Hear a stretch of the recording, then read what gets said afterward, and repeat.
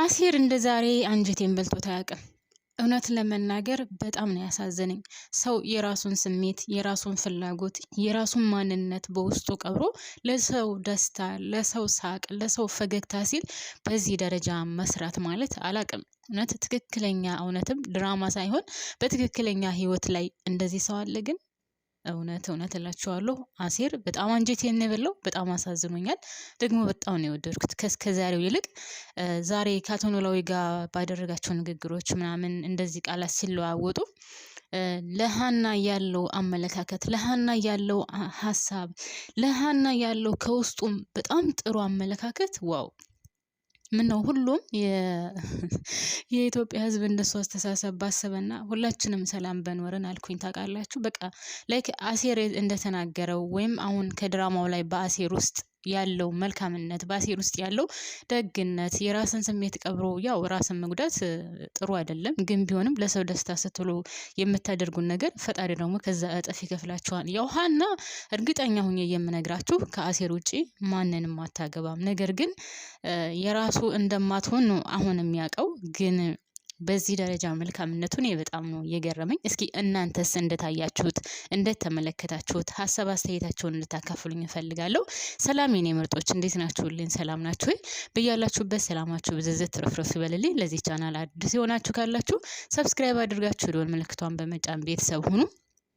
ነባር ቤተሰቦች ደግሞ ያው ላይክ ማድረጋችሁን አትርሱ እያልኩኝ በአክብሮት ጠይቃለሁ። እስከ ቪዲዮ ፍጻሜ ድረስ አብራችሁኝ ቆዩ ውድ ቤተሰቦች። እንግዲህ ዛሬ አሴር ከአቶ ኖላዊ ጋር በነበረው ቆይታ በጣም አንጀት የሚበላ ነገር ነው ሲናገር የነበረው። ሃና በጣም ብዙ ዋጋ የከፈለች ልጅ ናት።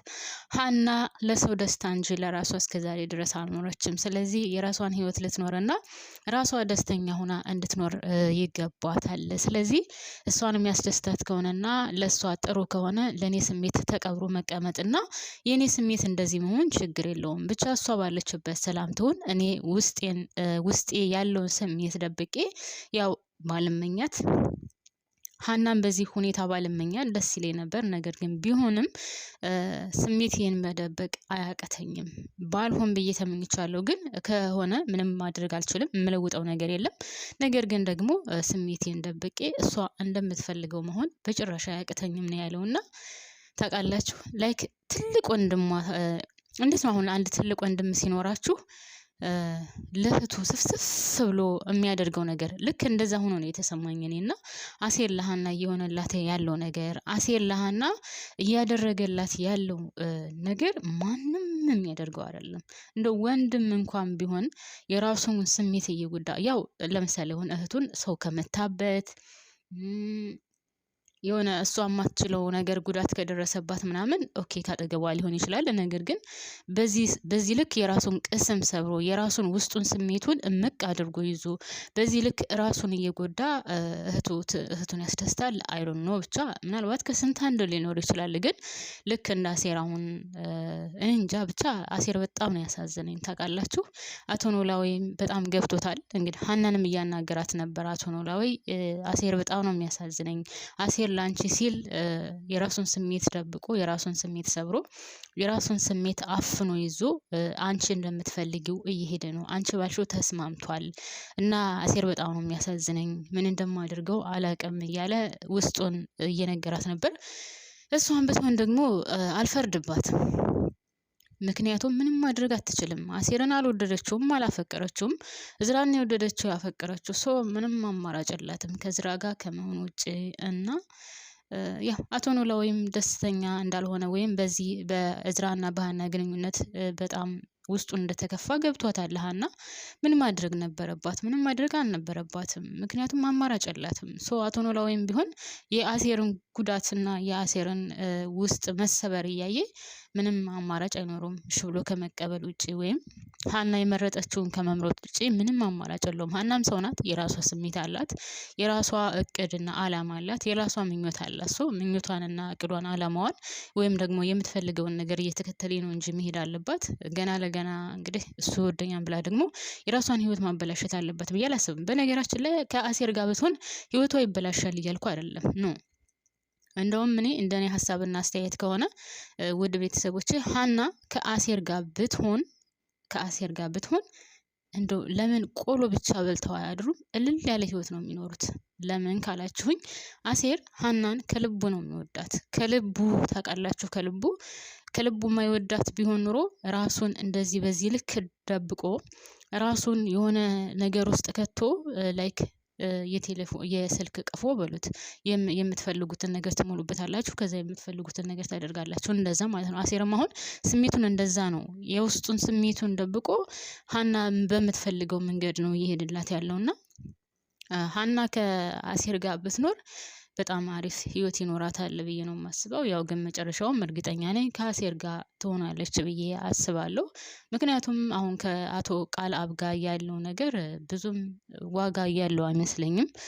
እዝራ ይወዳታል ሀናን፣ እዝራ በጣም ያፈቅራታል። ግን ደግሞ እዝራ ቢወዳትም ቢያፈቅራትም ውድ ቤተሰቦቼ ያው ታውቃላችሁ ከቤተሰቦቻቸው ጋር ያለው ነገር ከቤተሰቦቻቸው ጋር ያለው ኮኔክሽን በጣም ከባድ ነው። አሁንም የሽምግልናው ጉዳይ ቢሆንም እያያችሁት ነው ውድ ቤተሰቦቼ። የሽምግልናው ጉዳይ እንግዲህ አቶ በቃሉ ሁሉንም ነገር ጨርሷል። ሽማግሌዎቹን መርጦ ጨርሷል። ብቻ ለሽምግልና ያስፈልጋል የተባለውን ነገር ሁሉንም ነገር ጨርሷል። ነገር ግን ደግሞ አሁን በሀና ጉዳይ ወይም በሀና ቤተሰብ ዙሪያ የሆነ ችግር ተፈጥሯል። ግን ምን እንደምታስጠላኝ ታውቃላችሁ ቤተሰብ? ሀና ከእዝራ ጋር ተገናኝታ ልክ እንደ ፍቅረኛሞች አያወሩም። እኔ እንደዚህ አይነት ፍቅረኛ አለ እንዴ?